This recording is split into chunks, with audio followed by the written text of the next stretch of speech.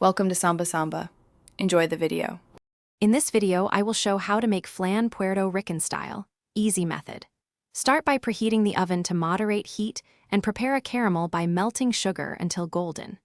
Whisk eggs with condensed milk and evaporated milk until smooth, then pour through a sieve into the caramel-lined mold.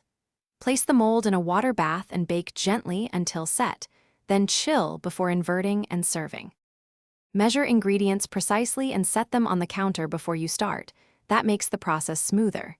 Make the caramel first by heating 1 cup sugar until it turns a deep amber, then pour into the pan and tilt to coat. Beat eggs gently and mix with both milks, vanilla, and a pinch of salt, then strain for silky texture. Place the flan pan in a hot water bath and bake until just set. Use a gentle oven temperature and avoid overbaking to keep the flan creamy rather than rubbery.